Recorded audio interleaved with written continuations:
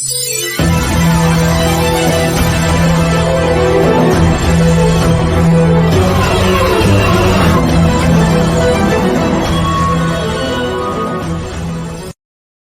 Riau dan kasus sukses V di Polres Kampar.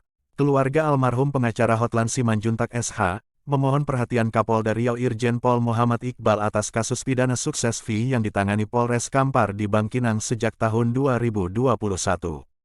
Ada kesan, Polres Kampar tidak sungguh-sungguh menangani dan membuka kasus ini secara terang benderang. Anggapan itu muncul, karena oknum-oknum yang terkait langsung dan dianggap bisa menyelesaikan serta memberikan lahan sukses V hak almarhum pengacara Hotlan Simanjuntak seperti Datuk Sudirnan, Datuk Rusmadi maupun Roland Pantas Hutagaol. Sebagai pemodal yang diduga menguasai lahan sukses V almarhum pengacara Hotlan P. Simanjuntak maupun Freddy Hutagaol belum diperiksa secara intens. Sumber di Polres Kampar, penyidik sudah mengirimkan surat panggilan kepada oknum dimaksud, tapi tidak seorang pun yang datang. Biasanya jika panggilan pertama tak datang, lanjut ke panggilan kedua, di panggilan ketiga, tentu Polri jemput bola. Begitu juga, Ferry Asril, yang ikut menikmati hasil penjualan lahan hak almarhum, belum diperiksa secara intens. Ironinya lagi, pimpinan perusahaan PT Perawang Sukses Perkasa Industri PT PSPI, yang dianggap telah menyerahkan lahan milik Datuk Rajo Melayu, justru cenderung memperkeruh masalah. Sepertinya perusahaan ini mengulangi perbuatan jeleknya lagi yang dilakukannya tahun 2018 lalu. Karena itu, keluarga almarhum Hotlan Simanjuntak mendukung sepenuhnya apabila kasus pidana sukses V almarhum Hotlan Simanjuntak yang ditangani Polres Kampar diambil alih penanganannya oleh Direktorat Reserse Kriminal Umum Ditkrimum Polda Riau. Sebab akar timbulnya kasus sukses V terjadi tahun 2018.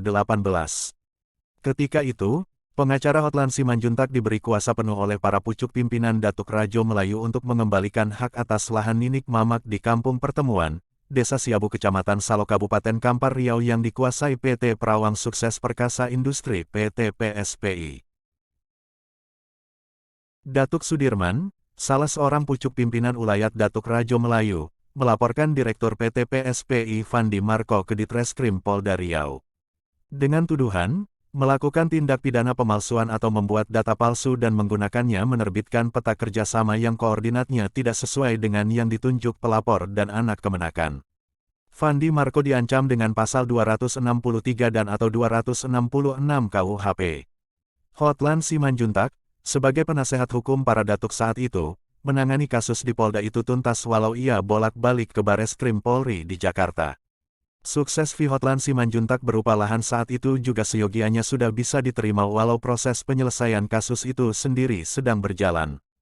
Sesuai kesepakatan, status Hotlan Simanjuntak sebagai pengacara para datuk maupun hak sukses V-nya tidak akan pernah hilang, walau ada di antara pihak-pihak yang meninggal.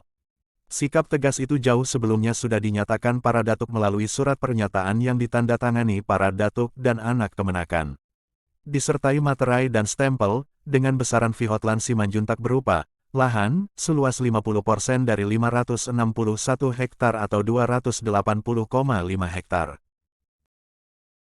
Dari luas itu dikurangi 70% atau seluas 280,5 hektar untuk biaya pengeluaran yang timbul atau operasional yang dipercayakan kepada pemodal Roland Pantas Hutagaol, yang bermukim di Desa Siabu. Sehingga luas lahan sukses V pengacara Hotlan Simanjuntak dengan dua orang mitranya Ferry Asril dan V. Freddy Hutagaol hanya kebagian seluas 84,15 hektar. Beberapa bulan setelah menangani kasus para datuk di Polda Riau, di bulan Juli tahun 2018, pengacara Hotlan Simanjuntak meninggal dunia. Pada hari ke-10, Roland Pantas Hutagaol serta seorang datuk mendatangi rumah orang tua almarhum Hotlan Simanjuntak. Kepada orang tua almarhum, Roland Pantas Hutagaol berjanji akan datang lagi bersama para datuk di hari ke-21 sekalian memberikan surat hibah lahan yang merupakan lahan sukses V almarhum. Ditunggu berbulan tidak datang, orang tua almarhum berulang kali mendatangi rumah Roland Pantas Hutagaol di Desa Siabu. Tapi Roland Pantas Hutagaol hanya berjanji akan menyerahkan surat hibah sukses V almarhum. Roland juga berusaha meyakinkan keluarga dengan menunjukkan lokasi lahan yang akan diserahkan kepada keluarga almarhum. Hal itu terjadi ketika Kolonel TNI Purn Silitonga datang dari Jakarta. Ada indikasi Roland Pantas Hutagaul berkuasa penuh atas lahan dan mampu memperdaya para oknum datuk, termasuk Datuk Sarifudin.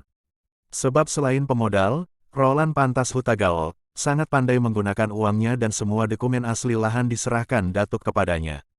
Tidak heran jika Roland Pantas Hutagaul dapat saja mengatur Datuk Sarifudin untuk menerbitkan surat hibah lahan sesuai keinginannya.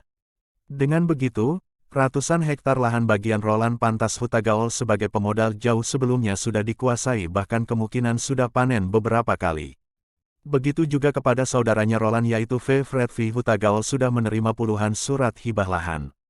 Gagal menerima surat hibah dari Roland Pantas Hutagaul, keluarga almarhum berusaha menjumpai para pucuk pimpinan ulayat Datuk Rajo Melayu ke Kampung Durian. Datuk Sudirman dan Datuk Syarifudin berulang kali ditemui di rumahnya, setelah puluhan kali diberi pengertian.